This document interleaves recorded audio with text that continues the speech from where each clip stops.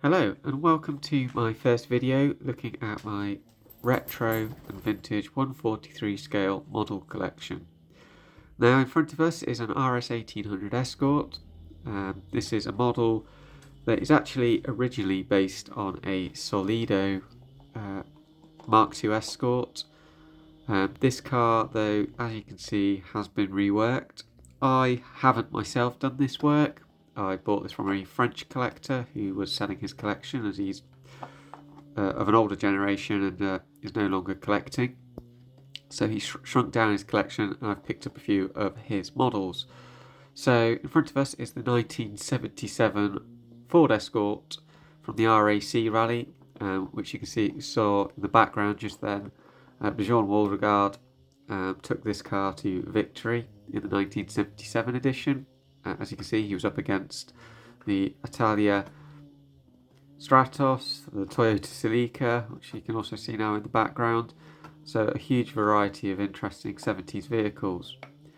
A plethora of Escorts, as we see another one coming through in the background there. I believe, is that Roger Albert Clark's car from that year? I can't remember. I will link the video that I've used in the background for this one. Please excuse, I am without a stand at the moment, so I am having to do this freehand. So I do apologise. And again, I also apologise for the neighbours who have decided that they have got a chainsaw out. So this model, as we can see, is not your standard Solido Escort. We've got lots of different modifications on here.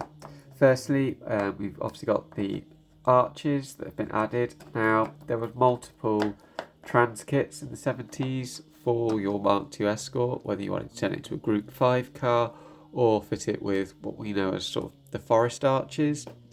I don't know if these are forest arches on this kit. If these are a trans kit item, or whether he has actually built them himself. I don't have that information, unfortunately. But as you can see, it's done very, very well. It shows what can be done with a Solido casting and how well they did capture the shape. We've obviously got the mini light wheels. Now these are actually made out of like a very thin plastic, so they do move the mud flaps on the back there. The decals, I don't know where the decals would have come from, but again they've been applied relatively well. There's a couple of issues. I don't know how old this build is. So you can see that the number plate's gone a bit squiffy. Obviously the lights are decals as well. They're not as you would see on a modern die cast, like a plastic lens. You can see that unfortunately there is a bit of an issue with one of the wheels falling off.